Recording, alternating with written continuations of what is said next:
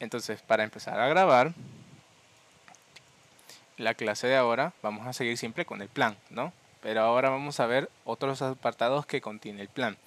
Ahorita vamos a continuar con la investigación, porque si se dan cuenta, estamos siempre en la investigación de mercados. Veíamos el planteamiento, los objetivos y ahora nos toca las limitaciones. Las limitaciones van a ser aquellos aspectos que nos limitan por así, o nos van a establecer en qué parámetros nos vamos a manejar dentro de la investigación. Y estos están compuestos por tres apartados: el temporal, las geográficas y la de contenido. ¿Okay? La de temporal me va a decir el periodo de tiempo en el cual se va a llevar a cabo la investigación. ¿Okay? Eso es importante. Por ejemplo, si yo te digo, la investigación se va a hacer, por ejemplo, dentro de un mes, ¿ok? Y va a tener una duración de 3 meses. Ok, entonces ahí tú estás definiendo ese tiempo. ¿Y por qué es importante definir el tiempo? Porque el tiempo también te da un contexto, ¿ok? Te da un contexto. Imagínate, si tú tienes una, o sea, siguiendo con el ejemplo de la pizza, ¿no? Tú ya llevas 20 años en el mercado. Entonces, y tú hiciste una investigación allá cuando ibas a lanzar la pizza, ya hace 20 años. Entonces, esa información, ¿ok? Hoy en día probablemente ya no te vaya a funcionar porque ya pasó demasiado tiempo, los datos ya no son los mismos, las personas ya cambiaron, tienes un diferente público. Entonces ahí el factor de tiempo hace que la investigación que estás revisando y estás consultando ya no sea válida, ¿ok? Ya no sea válida. Entonces por eso es importante también tener el apartado de la limitación, ¿ok? A veces, por ejemplo, cuando yo quiero ver, a mí me interesa hacer un estudio temporal, es decir, que siempre al principio de año se hace esa investigación para ir viendo los cambios en las tendencias, por ejemplo, un ejemplo.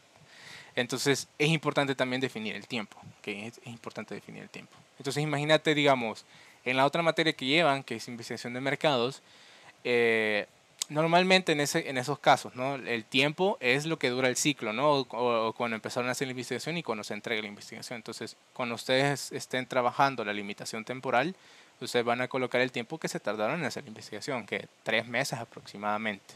¿Okay? ¿Queda claro esto? La limitación de tiempo, sí. Luego tenemos la geográfica, que aquí nos dice que es el lugar o la ubicación en la cual se lleva a cabo la investigación. ¿Okay? Eso es importante porque me va a definir en qué, o sea, delimitar la región donde se va a realizar la investigación. ¿Okay? Eso es importante. ¿Por qué? Porque afuera de ese lugar o afuera de esa región ya no tiene tanta validez, sobre todo en las personas, ¿no? Ya no tiene validez la investigación.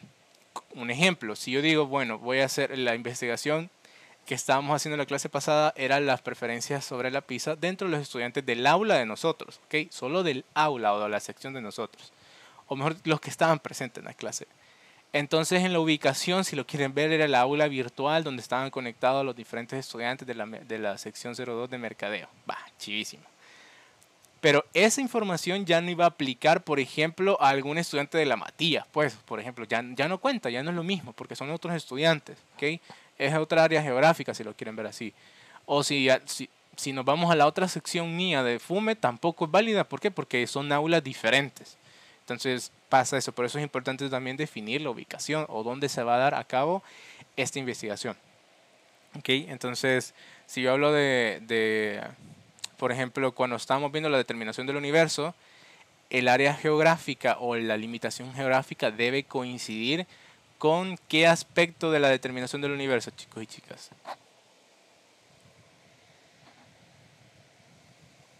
¿Se acuerdan que dentro de la determinación del universo tenemos elemento, unidad de análisis, unidad de entrevista, ámbito, perfil, población, muestra, todo eso? Okay. Dentro de todos esos, ¿cuál es el que debe coincidir con la limitación geográfica? Ajá. El ámbito. Con el ámbito, ¿no? Con el ámbito, exacto. Bueno, con el ámbito y el perfil, porque en el perfil se repite. Pero sí, sobre todo con el ámbito. Ahí me va a aparecer que debe coincidir eso con la limitación geográfica de la investigación, ¿ok? Ahí tenemos que tener esa concordancia. Y por último tenemos el contenido, ¿ok? La limitación de contenido es determinar o especificar como tal hasta dónde va a llegar mi tema. O sea, por ejemplo, me dice especificar el tema del cual se va a llevar a cabo la investigación. Por ejemplo, si mi investigación se trata de determinar la aceptación de la pizza de nuestra pizza en el país, por ejemplo, yo no tengo que ir mezclar o meter datos eh, de qué sé yo, por ejemplo, quiero investigar cuál es la opinión del neuromarketing en los consumidores. O sea, ese es un tema que no tiene nada que ver con el tema que estamos evaluando, ¿no? O sea, a mí me dice, yo quiero evaluar los gustos y preferencias de mis consumidores o de mis clientes. Yo no les voy a andar preguntando, mire, y cuál fue su experiencia dentro de nuestra plataforma en línea. O sea, como que no hay mucha relación, ¿ok? Con que no hay mucha relación. A menos que yo especifique cuál es la preferencia dentro de la plataforma, algo así sí. Pero sí, o sea, aquí en el contenido es que yo tengo que definir cuáles son los aspectos importantes de la investigación, ¿ok? Los aspectos importantes de la investigación y no me tengo que salir de ahí, ¿ok? Yo no tengo que meter datos que no le interesan a la investigación. Entonces, por eso también es bueno definir o delimitar el contenido, ¿ok? Y esos son los tres aspectos importantes dentro de la limitación de la investigación. ¿Queda claro esto, chicos y chicas? ¿Sí? Luego de eso, más adelante, uno define esto cuando va a intentar realizar la investigación, ¿no? Cuando va comenzando. Ya cuando se terminó la investigación, esto también se puede, o sea, se pueden agregar ciertos aspectos. Por ejemplo, otra limitante que a mí se me puede aparecer dentro de la investigación es que las personas no me querían contestar porque decían de que no tenían tiempo, porque no tenía el conocimiento suficiente para contestar la encuesta. Por ejemplo, si a mí mi investigación era preguntarle a las empresas sobre cómo estaba el área de mercadeo y las empresas me dicen, mire, yo no tengo área de mercadeo, entonces, y no le voy a contestar su encuesta, eso puede ser una limitante también, eso puede ser una limitante.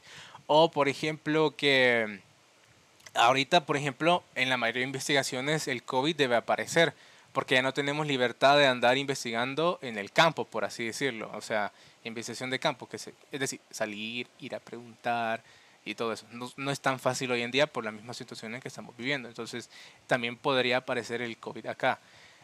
O la seguridad también, que eso es importante, digamos, no te vas a ir a meter a lugares que son peligrosos. Entonces, la seguridad también puede caer acá en las limitantes, ¿ok? Eso se plantea al final también. ¿Queda claro eso? ¿Que se puede agregar más? ¿Sí? ¿Y está temblando donde Raúl o qué onda? Es que quiero estornudar. Ah, chiste, yo digo, güey, ya va a venir el temblor acá también. Ok, ¿alguna duda al respecto, chicos y chicas? ¿No? Todo bien, vaya. Ok, sigamos entonces. Otra cosa que es importante entre la investigación es definir la metodología de la investigación. ¿Ok? Vamos a ver qué nos dice. Nos dice que es la manera sistemática de cómo el investigador llevará a cabo su investigación. O sea, suena repetitivo, pero es así. ¿De qué manera tú vas a plantearte cómo vas a generar la investigación? ¿Cuál va a ser el proceso sistemático que vas a llevar a cabo? ¿Okay? Eso es lo que nos está diciendo de la metodología, es decir, definir cómo vas a comenzar y cómo vas a terminar la investigación. Y hay algunos aspectos importantes que hay que dejar claro a la hora de plantear la metodología. Por ejemplo, cómo van a ser o cuáles van a ser los datos que hay que recolectar. Aquí ya lo estuvimos mencionando al inicio, es decir, aquí tengo que definir cuáles van a ser los datos primarios, cuáles van a ser los secundarios. También puedo meter aquí las fuentes, ok, se puede también. Me dice aquí lo del muestreo, que puede ser probabilístico y no probabilístico. El muestreo, ustedes en teoría son expertos en cómo calcular el probabilístico, ¿no? O sea, cuando ustedes agarraban la población, calculaban, sacaban el peso porcentual, sacaban la muestra y todo eso. Ustedes en teoría son expertos en esa forma de cómo se calcula la muestra. Entonces, en el muestreo, en otras palabras, se define la determinación del universo, ¿ok? Y nos dice que es probabilístico y no probabilístico. Probabilístico es el que nosotros hemos manejado en todo el ciclo, ¿no? Al menos cuando estuvimos viendo todo el apartado de la segmentación. Y el no probabilístico normalmente es, o sea, es por ejemplo, cuando los datos son aleatorios. Por ejemplo, que yo te diga, eh, vamos a ver, es como que yo quiero saber la opinión de las personas y yo le pregunto ahorita a Grecia, a Andrea y a Raúl sobre qué opinan del ciclo en general.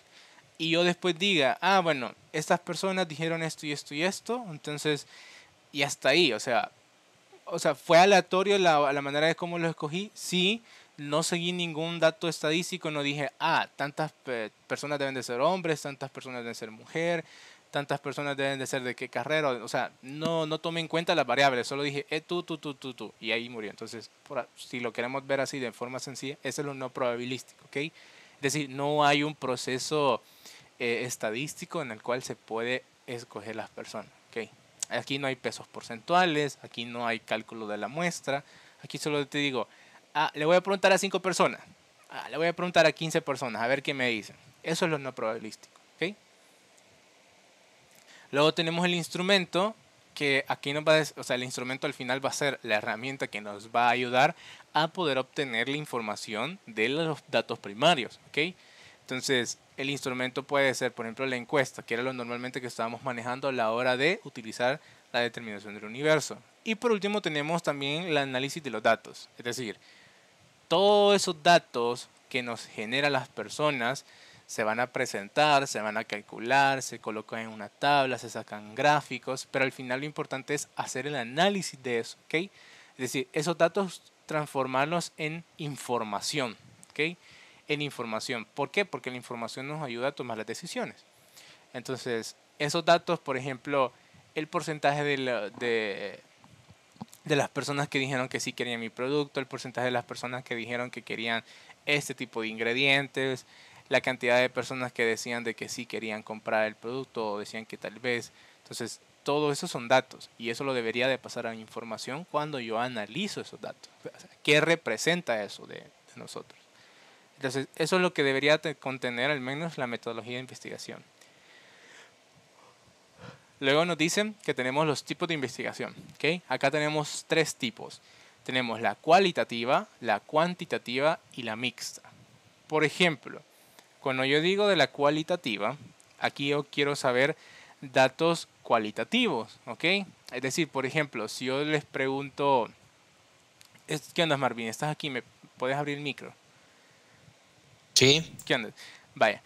Por ejemplo, si yo a ti te pregunto por qué te gustaba el restaurante que me mencionaste en la clase pasada, esa respuesta que tú me vas a dar va a ser un dato cualitativo, ¿ok? Es decir, porque hay un porqué, hay una justificación, hay una razón del tanto, ¿no? ¿Queda claro eso? ¿Sí? Sí.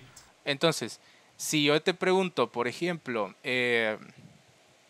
a todos les preguntaba cuáles son el ingrediente que más prefieren, por ejemplo. Entonces me dije, creo que salía, ¿cuál era?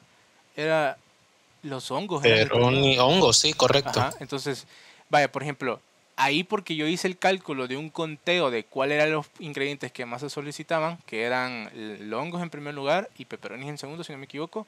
Entonces, ese es un dato, eso es un número, entonces eso es cuantitativo, ¿ok? Cuantitativo. Y las preguntas normalmente son cerradas, ¿ok? Si yo te digo, ¿cuál de estos, de los siguientes ingredientes, cuál es el que más le gusta? Hongos, pepperoni, queso, y ahí los que están de más, ¿no? Jamón, etcétera. Pero si yo te digo, ¿por qué ustedes prefieren este queso o por qué ustedes prefieren estos ingredientes? Esa pregunta es abierta, entonces ustedes me tienen que dar una justificación del por qué me están contestando eso. Entonces, cuando las preguntas son abiertas, o en teoría debería de ser una investigación cualitativa, pero cuando son cerradas y a mí me genera un dato, un número, o un ranking o una escala, eso es cuantitativo, ¿ok? Eso es cuantitativo. ¿Queda claro esto, chicos y chicas? Por ejemplo, si el dato que yo genero es el 80% de las personas acepta en el mercado mi nueva marca de pizza con todas las pizzas que yo estoy ofreciendo, ¿eso es un dato cuantitativo o cualitativo?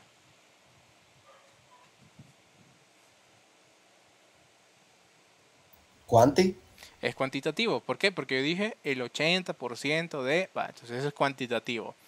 Si yo les digo, estas son las diferentes razones del por qué las personas prefieren mi marca, eso es cualitativo. Porque ahí estoy dando razones. ¿Okay? Estoy dando razones. Y por último tenemos la mixta, que es la que más me gusta a mí, que es mezclar lo cualitativo con lo cuantitativo. ¿Okay? Normalmente es esto. a veces, vamos a ver, hay herramientas que se prestan a las dos cosas. Por ejemplo, una encuesta se presta a información cuantitativa e información cualitativa. ¿Por qué? Porque puedes hacer preguntas abiertas y preguntas cerradas. Eso es lo importante. Pero hay otras herramientas que solo se pueden prestar a un tipo de investigación. Por ejemplo, más adelante les voy a mencionar algunos ejemplos. Pero digamos, todos conocen que es un focus group. Nunca, o un grupo de enfoque en español.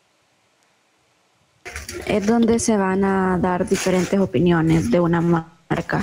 De una marca o un tema en general, sí. Entonces tú Y al reunías, final te dan pupusas. al final te da un refrigerio, ¿ok? Al final te da un refrigerio. Vaya, en el focus group, en pocas palabras, es reunir a una cierta cantidad de personas, ¿ok? Y preguntarles sobre un tema.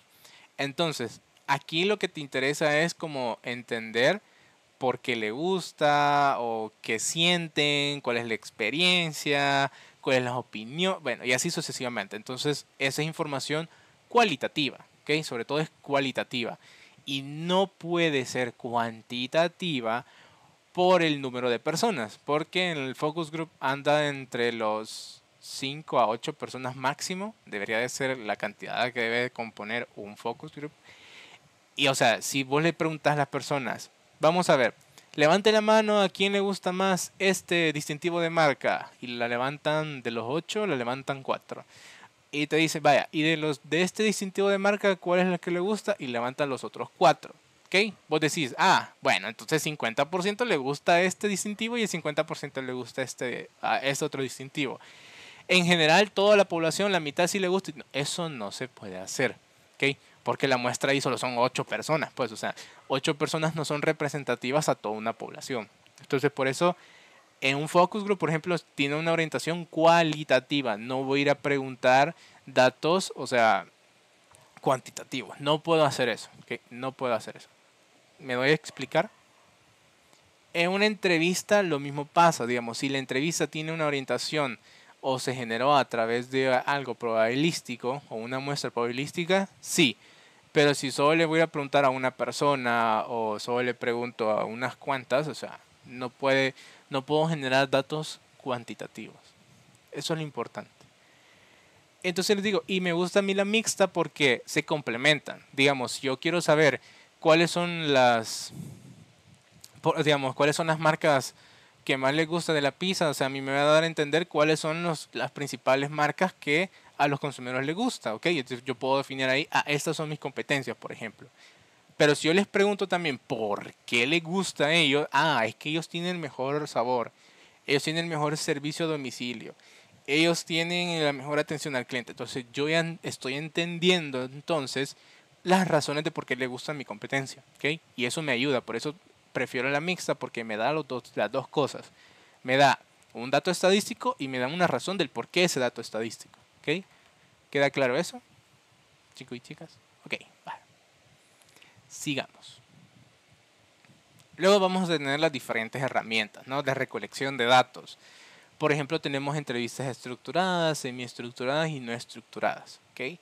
Estructuradas quiere decir que tú ya tenés un guión a seguir y que no te vas a salir de ahí, ¿ok?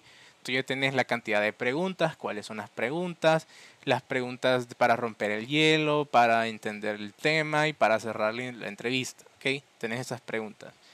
La semiestructurada quiere decir que tenés un guión, pero pasó algo que en una pregunta se generó un dato de discusión y agregás más preguntas porque, o sea, son necesarias porque, esto parece interesante preguntarlo. Entonces, y lo preguntás, ¿ok? Aunque no estaba dentro del guión, pero eso es importante hacer esa pregunta por lo que se generó. Entonces, por eso es semiestructurada. O sea, hay preguntas que sí están estructuradas y otras que salieron en el camino. Y después las no estructuradas son las que no tenéis un guión y le preguntas lo que se te ocurre en el momento, ¿ok? Que no debería ser así. O sea, eso es la más informal, la no estructurada. Lo mejor es tener un guión, sobre todo porque cuando vas a hacer una entrevista, lo mejor, o lo que normalmente se recomienda en la mayoría de casos, es que tú preguntes, o sea, que tú compartas las preguntas antes para que la persona pues entienda de dónde va, para dónde va la entrevista, ¿no? ¿En qué casos no es bueno pasar las preguntas antes de hacer la entrevista? Cuando nosotros queremos medir, por ejemplo, el conocimiento de alguien. Porque si tú le preguntas algo o querés medir el conocimiento de alguien, si tú le pasas las preguntas antes, la persona puede ir a investigarla y te las responda. Entonces, eso deja de ser... O sea, ahí hay un sesgo, ¿no? Ahí hay un sesgo. Entonces, ese es el problema. ¿Ok? Ese es el problema. Entonces, en ese caso sí no es bueno pasar las preguntas antes de hacer la entrevista. En otros casos donde, por ejemplo, si yo le quiero preguntar la opinión de cómo se maneja la publicidad en El Salvador a un publicista, ahí no hay problema, se la pasas y ya, ¿ok? Para que la persona estructure sus respuestas. Pero ya la sabe, la respuesta ya la sabe, ¿ok? Ese es el punto. ¿Queda claro esto? Las entrevistas, ¿sí? Y las entrevistas igual no deberían de pasar de 10, 15 preguntas a lo mucho, porque si no, o sea, no es un interrogatorio también, pues. Y las preguntas acá normalmente son abiertas. Son abiertas porque tú quieres generar discusión en cada pregunta. Entonces por eso no deberían aparecer muchas preguntas dentro de la entrevista. ¿Ok? Luego tienes las encuestas, ¿no? Las encuestas es lo más común que se suele hacer. Todos, bueno, no sé si todos, pero la mayoría me imagino que en alguna ocasión ha contestado alguna encuesta. Entonces, las encuestas, pues al final, como les decía, pueden haber preguntas abiertas, pueden haber preguntas cerradas. La diferencia entre las abiertas y las cerradas, aparte de que una es cualitativa y la otra es cuantitativa, en la mayoría de casos, es que la abierta es qué opina usted sobre, y vos podés escribir lo que vos querás. Pero cerrada es cuando ya te dan las respuestas a elegir, ¿ok? Ya te dan las respuestas a elegir. Eso es la cerrada, ¿ok? Esa es la cerrada. Luego de eso, dentro de la encuesta, la misma encuesta va a tener una estructura, ¿ok? Si quiere lo dicto. La encuesta va a comenzar obviamente primero con la introducción, es decir, nosotros somos estas personas que queremos investigar sobre esto y la información obtenida no se va a utilizar para fines diferentes, solo son académicos. Por ejemplo, ¿no? Por ahí anda la introducción. Luego de eso vienen los datos de clasificación, ¿ok? Datos de clasificación. Permítame. Ay, se me acabó el café. En estos datos de clasificación, yo ahí voy a colocar que el encuestado puede elegir las diferentes variables que corresponden a la investigación. Por ejemplo, si en mi perfil a mí me interesaba conocer que el sexo, las edades y la ubicación, ¿okay? Esos datos o esas variables van a aparecer en los datos de clasificación. Por ejemplo, te va a preguntar el sexo, si sos hombre o sos mujer. Te va a preguntar a dónde vivís, en qué departamento o municipio tú residís, ¿ok? Entonces, y después te va a preguntar la edad. Por ejemplo, te va a aparecer un listado de rangos de edades. Entonces, esas preguntas son los datos de clasificación que corresponden a las variables que estás utilizando en la investigación. ¿Ok? ¿Queda claro eso? ¿Sí? Sí, bye. Luego de esto vas a tener la pregunta filtro, que en la mayoría de casos debería aparecer una pregunta filtro. La pregunta filtro te va a definir si si la encuesta que vas a pasar en ese momento es efectiva o no efectiva. Voy a poner un ejemplo. Digamos que, siguiendo el caso de la pizza, si yo le pregunto, vamos a ver, ¿a alguien de acá no le gusta la pizza? O sea, no sé si existe alguien que no le gusta la pizza, pero ¿hay alguien acá que no le guste? Que pueda decir en el chat o abrir el micro.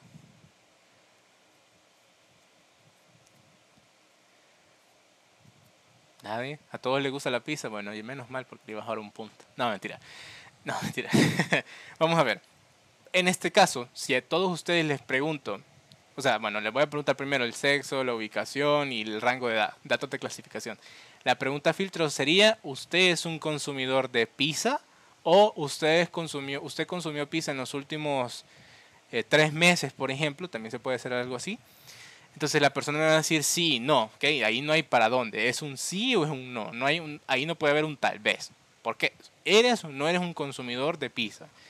Si me dice que sí, entonces esa encuesta va a ser efectiva. ¿Por qué? Porque le voy a seguir preguntando. Pero si esa persona me dice que no, o sea, ya no tiene caso seguirle preguntando más información sobre mi propuesta, porque yo le voy a vender a personas que le gusta la pizza, no le voy a preguntar a alguien que no le gusta la pizza, ¿para qué le voy a preguntar? ¿Ok?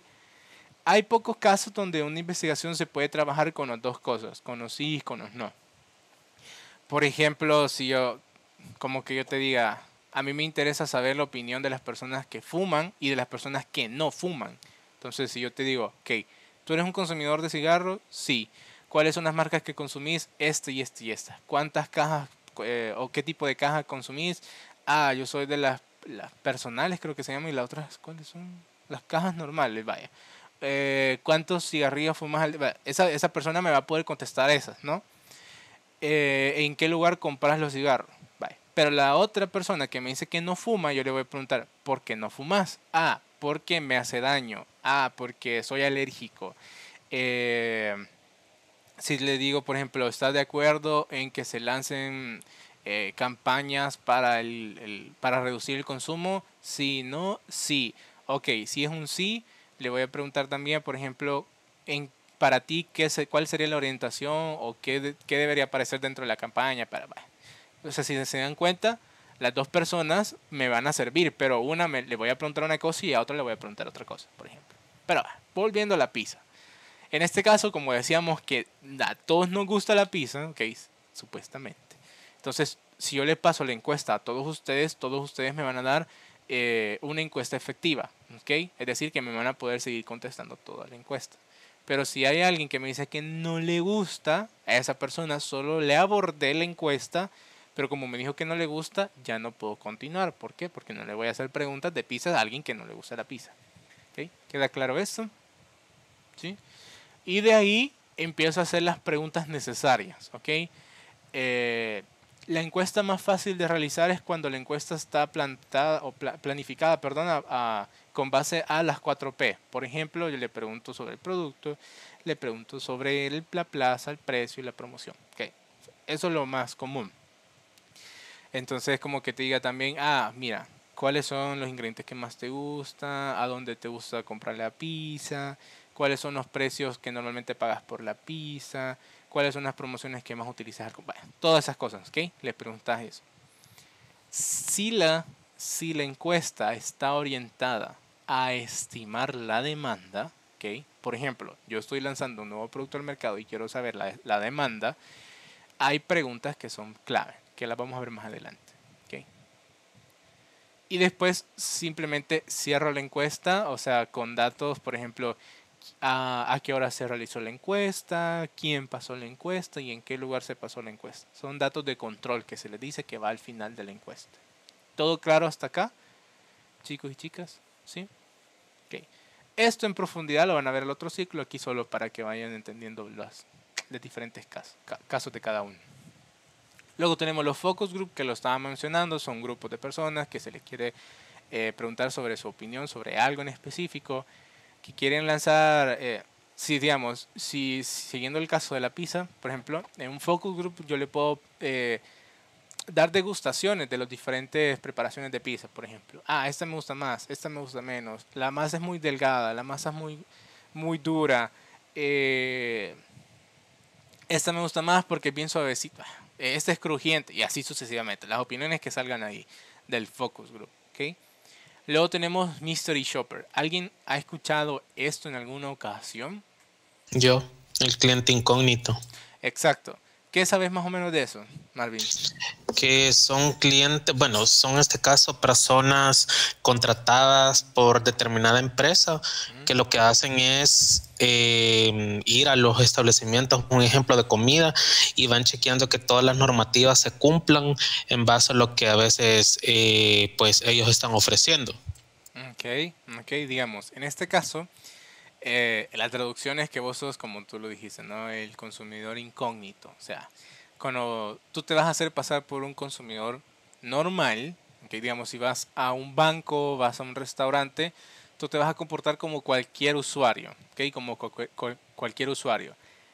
Pero tú tenés en mente evaluar ciertos aspectos, por ejemplo, la limpieza del lugar, la decoración del lugar, cómo te atiende el vigilante, cómo te atiende la encargada o el encargado, en cuánto tiempo se resolvió tu duda, en cuánto tiempo te resolvieron todo. ¿Estás satisfecho con el servicio? Todas esas cosas las puedes ir evaluando. Obviamente no se tienen que enterar de lo que estás haciendo. Pues, ¿por qué? Porque en este caso lo que más te interesa en un Mystery Shopper es que el ambiente sea natural. Cuando digo eso quiere decir de que las personas no deben de saber que las estás evaluando, porque si la persona sabe que las estás evaluando, ¿qué creen? ¿Qué pasa? Si digamos a una empresa le decís, mañana van a venir a evaluarnos, ¿qué pasa con eso? ¿Cómo cree que se va a comportar la gente? Se comportan de la mejor manera posible. Exacto, están predispuestos a comportarse de una forma que diga, ah, me están evaluando, nos vamos a portar mejor, nos vamos a vestir mejor, vamos a ser súper amables, pero eso no es orgánico, eso no es natural, sobre todo si no lo haces, ¿ok? Si eso es raro, entonces ese es el problema, entonces a ti te interesa evaluar de manera natural las cuestiones, entonces por eso tenés que generar un ambiente natural y a eso me refiero, entonces la gente no se debe dar cuenta que las estás evaluando. El Mystery Shopper ocurre en dos ocasiones. Cuando tú quieres evaluar tu propia empresa, ¿ok? Y metes a un infiltrado, ¿no? Dentro de la empresa y le andas haciendo algún relajo como que, ¿qué pasa si yo boto un plato y se me quiebra en un restaurante? ¿Cómo van a responder los camareros? ¿Cómo se dice eso, camarero? Meseros. Meseros, uy, gracias, meseros. ¿Cómo van a actuar? ¿Van a ser amables? ¿Te van a limpiar rápido? ¿Van a ver si estás bien? ¿O te van a auxiliar? O qué sé yo, ¿no? O sea, esas cosas querés evaluar, por ejemplo. O si vos sos de las personas que llegas y le decís, mire, yo quiero esto, y le cancelás y le decís, no, ¿sabe qué? Quiero esto otro, que no sé qué. O sea, como que los querés desesperar, pero todo eso está planificado, ¿no? O sea, entonces quieres evaluar hasta qué punto las personas son tan amables contigo. Todas esas cosas quieres ir evaluando dentro de tu propia empresa. Pero hay Mystery Shopper eh, que pasan la línea de lo ético o están así de rozar la línea de lo ético. Por ejemplo, tú quieres ir a evaluar, por ejemplo, en cuánto tiempo mi competencia me atiende. Eso creo que es normal, se puede evaluar sin ningún problema. Pero no tenés que ir a decir, mandar personas, o sea, de tu empresa, a que te las contrate otra empresa para evaluar internamente la empresa. Eso sí ya no es ético, ¿ok? Eso es anticompetitivo, eso no debería de pasar. Pero algo que es superficial, por ejemplo, el tiempo, cuánto tiempo se tardan en ¿cómo se dice esto? En atenderte, si te atienden bien, cosas así, creo que es algo superficial porque cualquier consumidor lo puede vivir, ¿ok? No hay problema, pero ya infiltrar a alguien adentro de la empresa, o sea, y conocer cosas de contabilidad o cosas así, eso sí ya no debería de pasar. Eso sí ya no se puede, ¿ok? Eso sí es antiético. Y recuérdense que en las investigaciones de mercado las cosas deben de ser éticas, ¿ok? Y bueno, en todos los aspectos, ¿no? Pero aquí también debe ir presente. ¿Queda claro del Mystery Shopper? ¿Sí? Entonces, al final tú generas un reporte de cómo evaluaste cada aspecto, y etcétera, etcétera, etcétera. ¿Ok? Y esa es cuantitativa o cualitativa para ustedes, chicos y chicas. Cualitativa. Es cualitativa, ok, cualitativa. Ok, luego tenemos la observación. ¿Ok? La observación a veces va de la mano también con el Mystery Shopper. ¿Ok? O simplemente tú, por ejemplo, algo demasiado sencillo. ¿Han visto ustedes que a veces hay lugares donde te chequean cuántas veces entraste, cuántas personas entran? O por ejemplo, tú quieres hacer una investigación del uso correcto de la vía pública, entonces hay alguien que está observando si las personas usan las pasarelas, si usan el paso de cebra, hay gente de que si vuelve a ver a los lados para cruzar la calle, cosas así. O sea, eso es por pura observación. Querés ver el comportamiento de las personas ante algo, ¿ok? Dentro del mercadeo, por ejemplo, tú quieres ir a ver, por ejemplo, digamos, si estás en una tienda, las personas, ¿cuál es el primer lugar de la tienda en la que se dirigen? ¿Cuánto tiempo pasan dentro de la tienda? ¿Cuáles son las preguntas que normalmente hacen? Todo eso es por pura observación, ¿ok? Por pura observación. Que también te va a dar cierta información necesaria para tu investigación. Entonces, esas son como las más comunes que se pueden realizar. queda claro sobre las diferentes herramientas de recolección de datos? ¿O hay alguna pregunta al respecto? Chicos y chicas. ¿Todo claro? ¿Todo correcto? ¿Sí? Sí. Va, chivo. Luego de esto, ¿ok? Cuando ya tenemos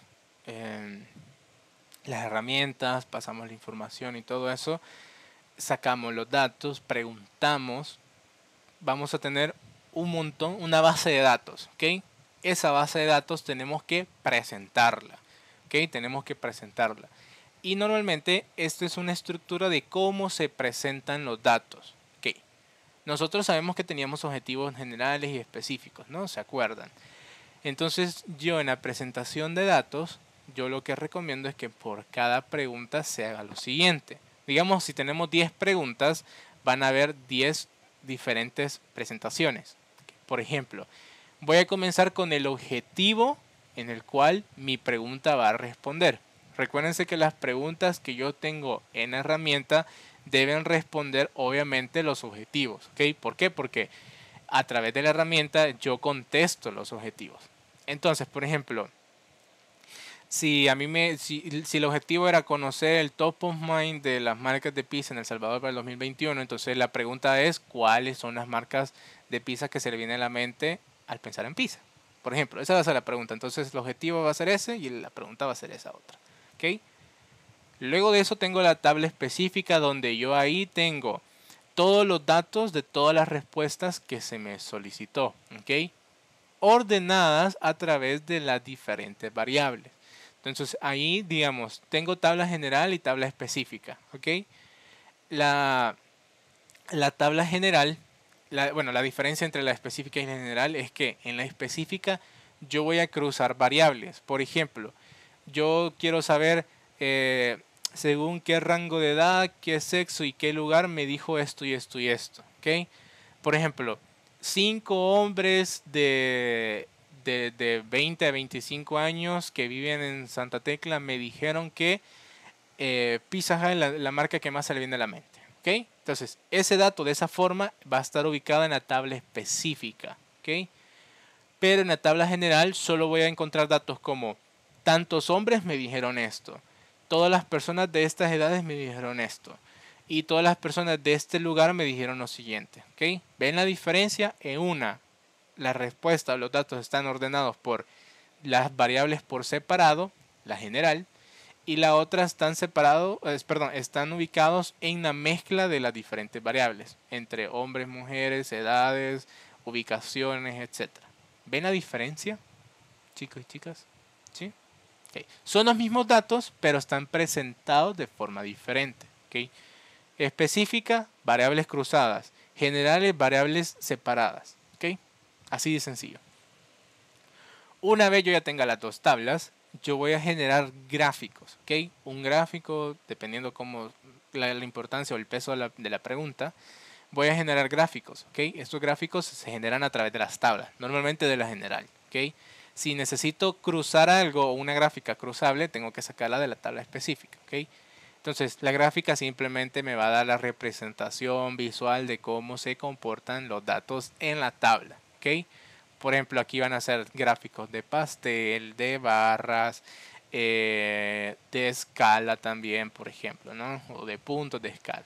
O sea, dependiendo cómo sea la tabla o la pregunta, va a ser los gráficos. ¿Okay? Eso te lo van a explicar en otra materia. Pero siempre, ¿ok? Siempre van a aparecer los gráficos. Luego de eso, y aquí viene lo importante de toda la presentación, es el análisis, ¿ok? El análisis de los datos. Normalmente el análisis se saca de la gráfica, ¿no? O sea, que está dividido en dos casos. En describir o saber leer la gráfica y qué genera o qué representa ese dato. ¿Por qué? Y eso se lo digo así con cuidado. Muchos de los casos donde cometen la mayoría de errores cuando están haciendo este apartado de la investigación es que en el análisis de datos solo ponen el 80% de las personas dijeron que sí quieren esto, el 80% de las personas prefieren Pizza Hut, el 50% de las mujeres no les gusta la pizza.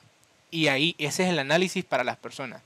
Y eso está malo. Eso solo es la descripción de lo que aparece en las gráficas. Lo que interesa en análisis es qué significa lo que acabo de decir, qué significa el 80%, qué significa o qué representa. ¿Okay? Eso es lo que te interesa en análisis. ¿Okay?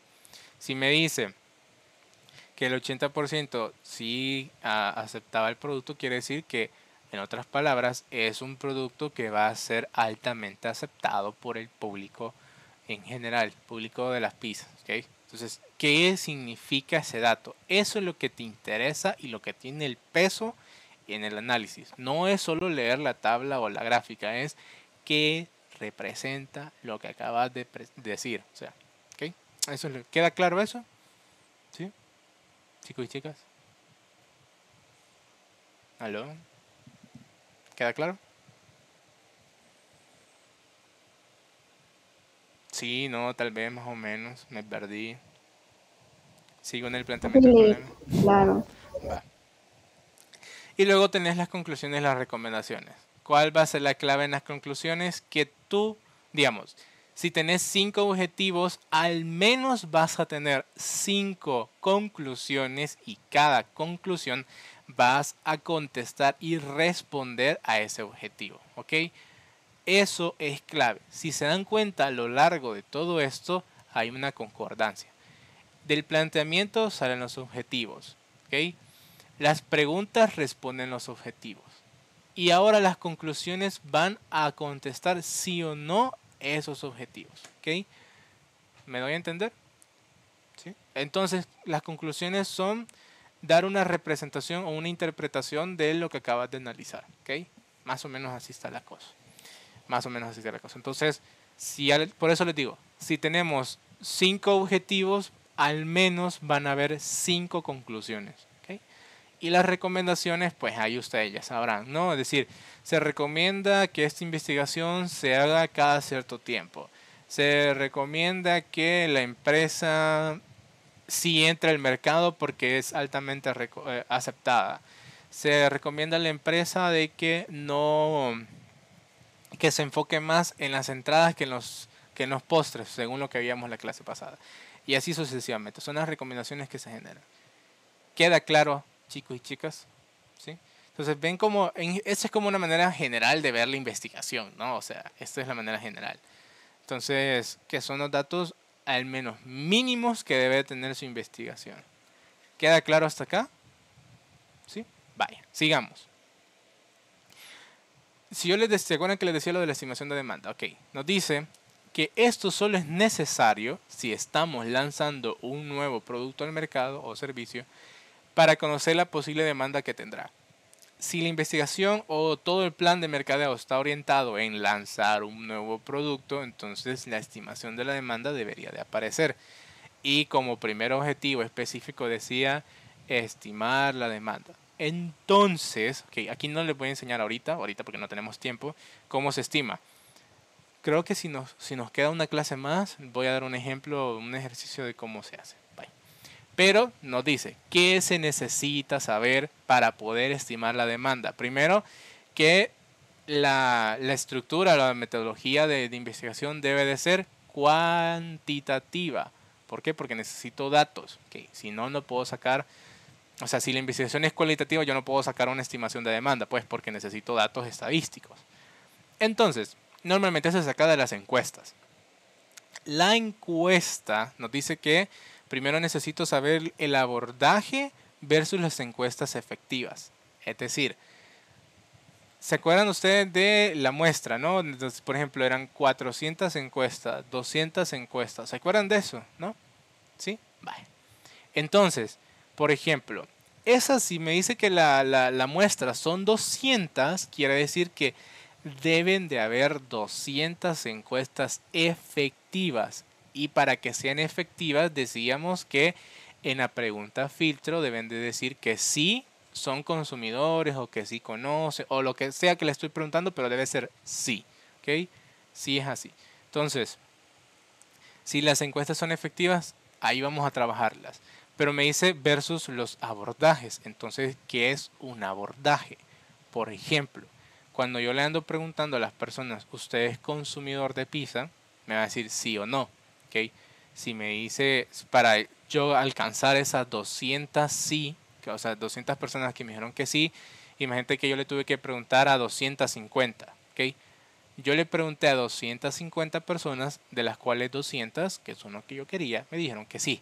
En otras palabras, hay 50 cristianos que me dijeron que no quieren, que no les gusta la pizza. ¿Ok? Entonces, el abordaje son 250 y las efectivas son las 200. ¿Queda claro esto? ¿Sí? Entonces, ¿cuál es el error más común que yo he visto en las investigaciones? Es que confunden el abordaje con efectivas. Me decía que la muestra era 200, pero en el abordaje puse 200. Y dentro de esos 200, por ejemplo, 100 me dijeron que sí y 100 me dijeron que no. Eso está mal. ¿Ok? Las efectivas deben de coincidir con el número de la muestra. Y el abordaje va a ser igual o superior, que normalmente es superior. ¿Qué otra cosa se necesita para estimar la demanda? La pregunta filtro, ¿no? Que es para calcular, conocer las encuestas efectivas. ¿Ok? Eso ya lo acabo de explicar. Luego necesito la frecuencia. ¿Cuál es la frecuencia? Yo le tengo que preguntar a la persona, mira, ¿tú cada cuánto consumís pizza? ¿Okay? Cada cuánto tú vas a un restaurante a pedir pizza o cada cuánto tú pedís pizza.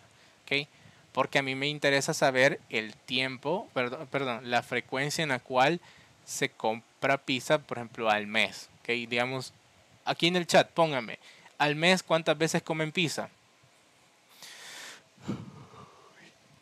A ver, aquí en el chat, porfa, pónganme.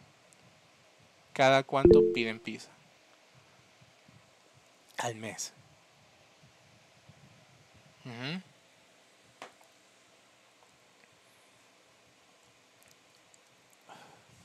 Vamos a ver, dice Andrea, 2 o 3 veces al mes. Marvin dice 2 veces al mes. Raúl dice 1 vez al mes. Andrea dice 2 veces al mes. Evelyn 1 vez al mes. Paula 2. Okay. Entonces, digamos acá, por ejemplo, esa pregunta era abierta, ¿no? Porque les pregunté cada cuánto. Pero puede ser cerrado también. Es decir, yo les pongo ahí a las frecuencias normalmente posibles. Es como que le diga, en la respuesta yo les ponga 1 vez, 2 veces, 3 veces, 4 y 5. O sea, ya 5 es demasiado, ¿no? Pero puede pasar. Entonces, la persona va a ir contestando. O sea, digamos, hay zonas diferentes. Que la mayoría dice que pide...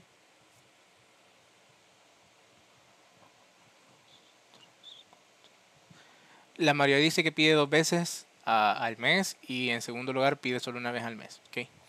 Entonces, esa es la frecuencia que a mí me interesa. ¿Por qué? Porque digamos, si la determinación de la demanda está para un mes, a mí me interesa saber en ese mes cuánto normalmente se pide. ¿Ok? Primer lugar. Segundo, me dice la cantidad. ¿Ok? Es decir, ¿qué tanto piden esa vez que piden? ¿Ok? Yo les vuelvo a preguntar en el chat. ¿Cuántas pizzas piden ustedes cada vez que piden? 1 pizza, 2 pizzas.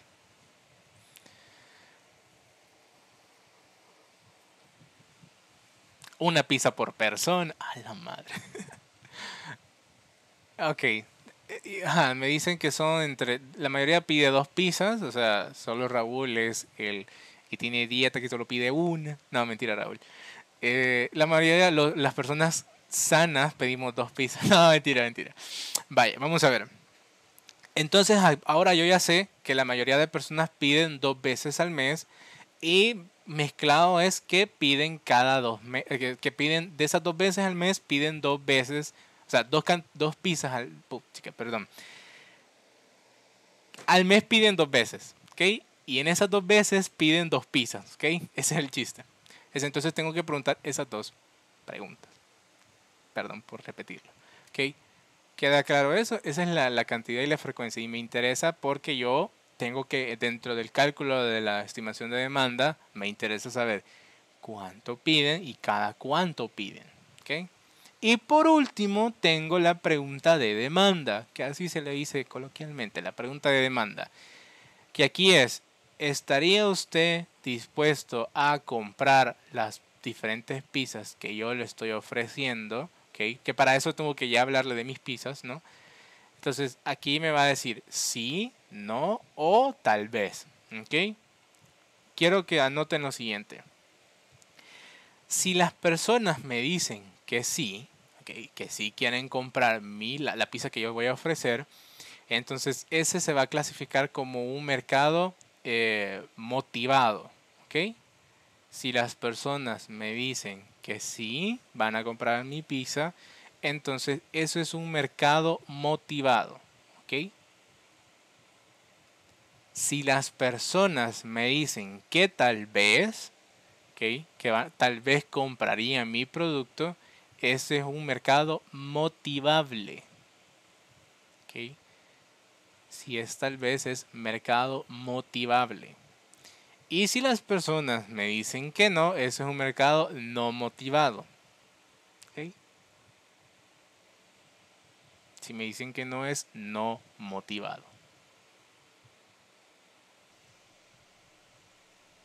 Vale. ¿Qué significa cada uno de estos? ¿Ok? El mercado motivado, ¿ok? Yo ya sé con mucha seguridad que esas personas me van a comprar. Chivísimo. No tengo que hacer muchos esfuerzos más allá de los necesarios que en la misma encuesta están planteados. ¿Ok? Entonces, cuando digo esfuerzos, quiere decir de que en la encuesta, como pregunté de las promociones, de los diferentes ingredientes, de dónde voy a estar ubicado, la calidad de mi producto, todas esas cosas, no tengo que esforzarme más allá de eso con esas personas que están motivadas, porque con lo que yo ya presenté, quieren comprarlo. Con las personas que me dijeron tal vez, ¿ok? Ahí sí, por eso se llama motivable, porque quiere decir que yo tengo que esforzarme más de lo necesario, de lo ya establecido, para que esas personas que dicen tal vez se lleguen a convertir en un sí. Es decir, que del mercado motivable se convierta al motivado. ¿Ok? Y de las personas que me dicen que no, pues no me van a interesar mucho. ¿Por qué? Porque no, si empiezo a gastar mucho de mi esfuerzo en esas personas, va a ser casi que desperdiciado. ¿Ok? ¿Queda claro? Mercado motivado, motivable y no motivado. ¿Sí? ¿Sí queda claro, chicos y chicas? Sigamos. Ok. Luego de esto, o sea, ya cerrando, eso todo lo que acabamos de ver era la investigación, ¿no? La IME, investigación de mercados. Siguiendo con el plan. En el cuarto paso, por así decirlo, que nos interesa por ahí es las actividades a desarrollar. ¿Ok? ¿Cuáles van a ser las actividades? Nos dice que al conocer los objetivos establecidos, las estrategias que se van a responder a dichos objetivos. Ahora es turno entonces de las actividades que componen cada estrategia planteada. ¿Ok?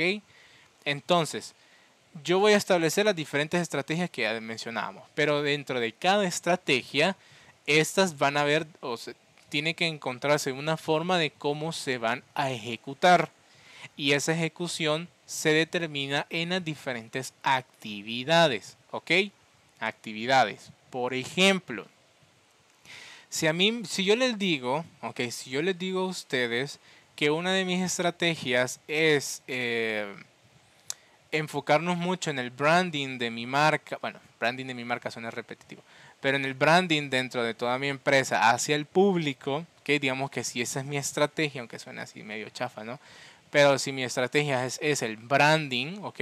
Por así decirlo, entonces mis actividades deben estar enfocadas en generar interacciones con el público y mi marca.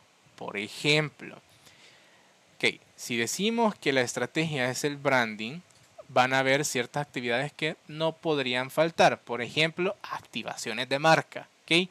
Una activación de marca es aquella interacción que va a tener la marca con el público dentro, por ejemplo, en un concurso, en probar, o sea, dar una muestra de mis productos, qué sé yo, alguna carrera que yo quiera armar dentro de algún establecimiento, no sé, algo que quiera realizar, que es una activación de marca, ¿ok? Una activación de marca. Entonces ahí el público objetivo está interactuando con mi marca, ¿ok? ¿Por qué? Porque normalmente las personas que participan en este tipo de cosas no se les olvida, ¿ok? ¿Alguien de ustedes acá ha participado en algún concurso? ¿Con alguna marca? ¿Nadie? Qué aburridos son. No, mentira. Entonces, vaya, quitando eso. Esa es una actividad, ¿ok?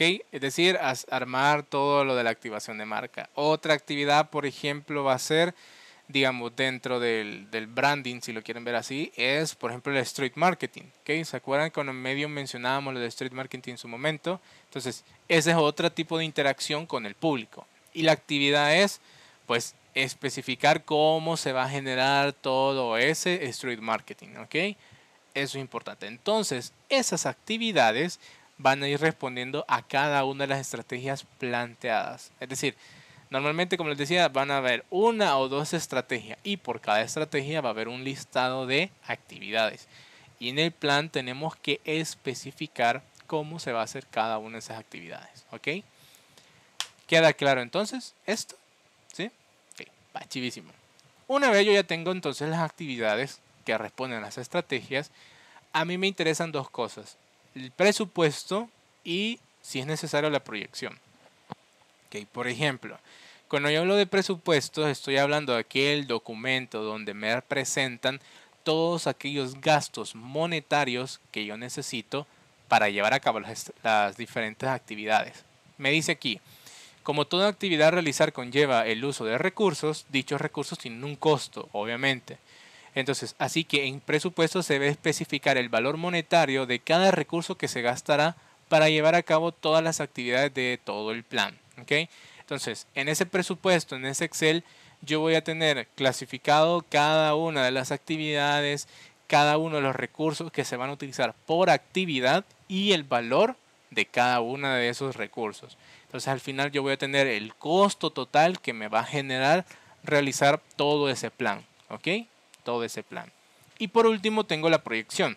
O sea, bueno, no por último, siguiente tengo la proyección. Y aquí la proyección me dice que el caso de la proyección está orientado a las ventas. Es decir, que cuando yo quiero hacer todo este plan de mercadeo, normalmente detrás siempre va a haber ventas. ¿Ok? Es decir, si yo quiero lanzar un producto, ¿cuántas ventas voy a generar? Si yo quiero armar una promoción, ¿cuántas ventas voy a generar? Y así sucesivamente. O la tasa de cambio de las ventas. Entonces, si yo tengo un presupuesto de cuánto voy a gastar, yo también tengo que tener una proyección de cuánto espero yo vender para saber cuánto voy a ganar. Es decir, contrarrestar lo gastado con lo adquirido, ¿no? Con la venta. Entonces me dice, esto aplica si en los objetivos se coloca algo que tenga que ver o que tenga relación o dicha orientación con las ventas. ¿Ok? Con las ventas. Eso es importante. ¿Claro hasta acá? Entonces tengo que tener un documento donde me dice cuánto gasto y en otro documento es cuánto genero de dinero. ¿Okay? Cuánto genero de dinero. Luego de eso, dentro del plan también tengo que tener una calendarización. ¿Okay? Tener un calendario de todas las actividades, de cuándo se van a hacer y cuánto tiempo va a durar cada actividad. Me dice realizar una calendarización de todas las actividades que hay que ejecutar en el plan. Puede presentarse de manera cronológica, es decir, bueno, de las que van desde primero a las que se van de último, o según el orden planteado en las actividades. ¿Okay? Digamos, en el documento, así como el orden que se fueron planteando las actividades, en ese orden se presenta la calendarización. También se puede hacer de esa forma. ¿Okay? Pero lo más normal, o lo más común, por así decirlo, es que sea de manera cronológica, es decir, las que van primero y las que van después. Entonces aquí me interesa saber dos cosas: cuándo se va a hacer y la duración, y normalmente también la duración de cuánto va a durar cada una de las actividades. ¿Okay? ¿Queda claro esto? Punto 7.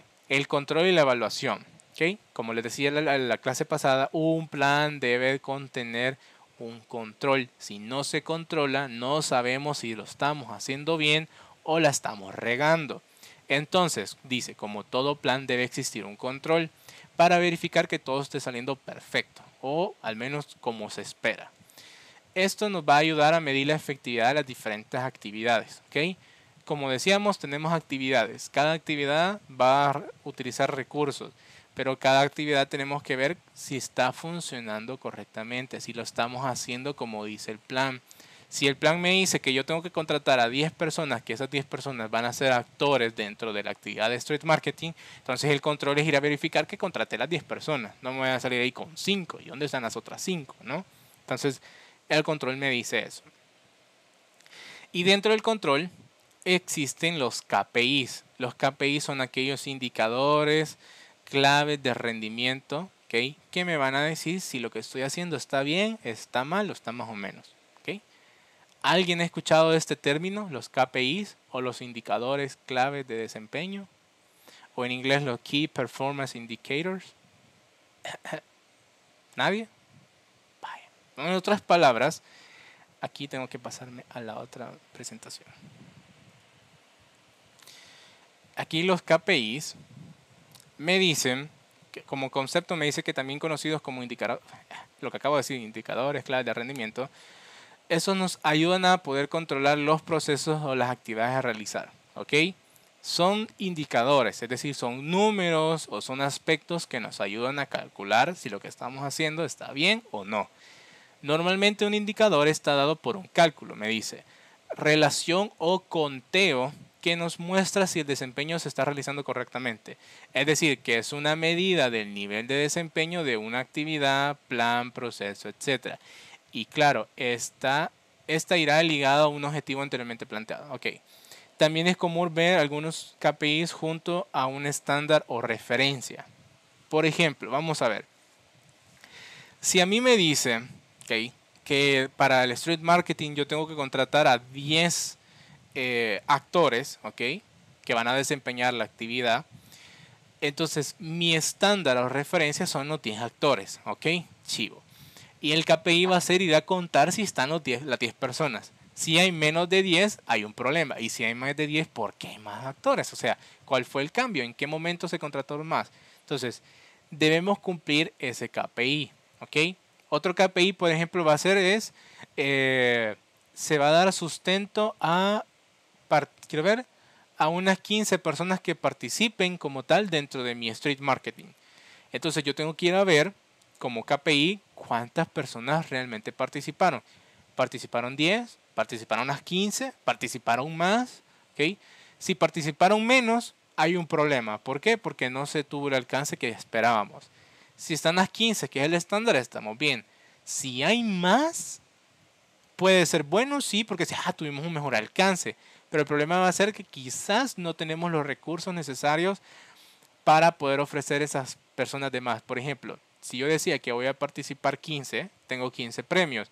Pero si participaron 20, ¿dónde están los premios de esas otras 5 personas, por ejemplo?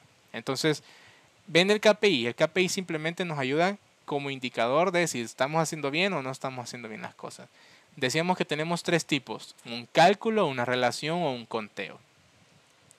Entonces me dice, ¿por qué un KPI? Dice también como objetivo permitir medir algún aspecto de mis procesos. Entonces, esto nos da como resultado datos. ¿Ok? Estos datos podemos transformarlos en información. Chivísimo. O sea, el dato va a ser, ¿se contrataron 10 personas? Sí, estamos bien. Contratamos 5, es un dato. Pero ¿cuál va a ser la información? Que estamos mal. ¿Okay? Que estamos mal. ¿Por qué? Porque no se contrataron los necesarios.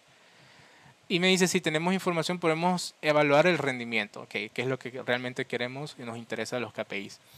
Dice, si somos capaces de evaluar algo, tenemos la capacidad de decir que si se ha alcanzado correctamente el objetivo, si algo anda mal y si es así, poder corregirlo. ¿Okay? Si está algo mal, decimos, ok, esto te está mal, tenemos que ver de qué manera lo tenemos que solucionar. Pero si no tenemos KPIs, yo no sé si estoy bien, yo no sé si me está yendo bien, yo no sé si me está yendo mal.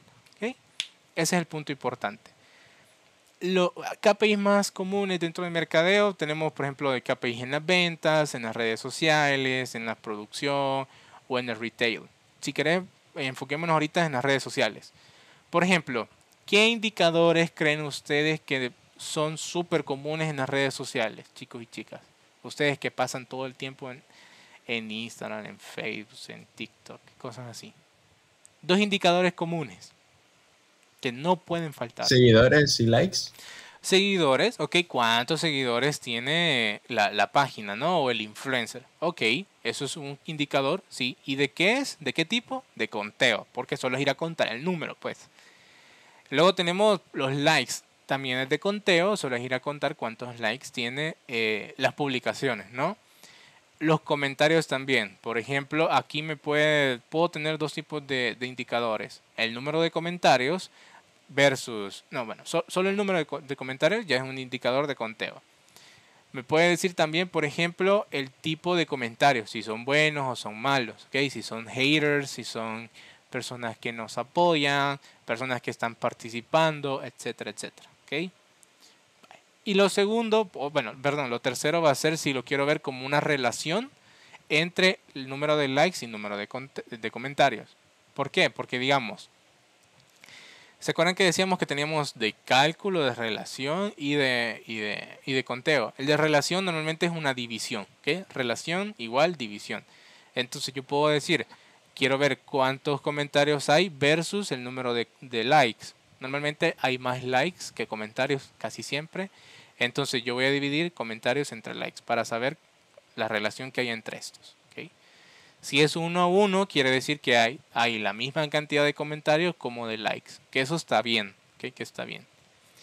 Y así. Vaya, siguiendo con aquí el caso, me dice por ejemplo en KPIs de ventas, indicadores están relacionados a la venta de un producto o servicio, sus volúmenes de venta, la eficiencia de si se está vendiendo bien, si tenemos una buena rotación de productos, etcétera, etcétera, ¿no?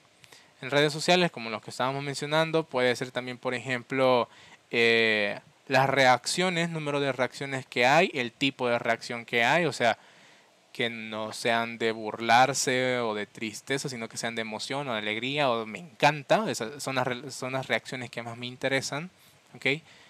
Y los leads. Los leads normalmente están ligados a la interacción que yo tengo con mi público se traduce en ventas. Normalmente por ahí anda la relación o lo que nos interesa de los leads, perdón. Por ejemplo, de tantos comentarios que están aquí participando, de estas cuántos se generaron en ventas o cuántos se tradujo en ventas, por ejemplo. Y así sucesivamente. Luego tenemos indicadores para la producción. Por ejemplo, me dice que tenemos cuánto se produjo, el volumen de producción, el control de calidad. Que aquí el control de calidad se puede ver de la siguiente forma. ¿Okay? Control de calidad, debe haber un estándar de cómo va a ser la calidad esperada por el lote que nosotros estamos produciendo, ¿no? Entonces, si yo veo que mi producto está por debajo de esa calidad, eso debería yo desecharlo y decir, no, eso no está bien y volverlo a hacer, ¿ok? Y otro tipo de control de calidad va a ser entonces también en qué tanto se repite, digamos, la eficiencia de la producción. ¿A qué me refiero con esto? Por ejemplo, que todo lo que yo vaya a sacar, digamos, si mi producción es un lote así gigante de productos, que todos sean iguales, ¿ok? Imagínate que el control de calidad en Coca-Cola quiere decir de que todos los envases tienen la misma cantidad de Coca-Cola, que todos tengan el mismo color, todos tengan el mismo sabor, ¿ok? O sea, eso también se traduce en control de calidad. Imagínate que vos ves que vos compras una lata de coca y la cantidad es a la mitad. O sea, eso es un problema en el control de calidad, ¿no? O sea, a nadie le va a encantar encontrar media lata de Coca-Cola. Imagínate, pues. O que vos abrás y servís la Coca-Cola y te sale de color verde. O sea, vos decís, ¿y qué pasó acá? O sea, ¿desde cuándo están haciendo una colaboración Coca-Cola con Hulk? O sea, ¿desde cuándo, no? Entonces, ves ahí el control de calidad, ¿ok? Es decir, que si la calidad corresponde a la que ya estás esperando y que todos los productos se parezcan y que sean similares, ¿no? No que uno me sale todo chueco, otro no.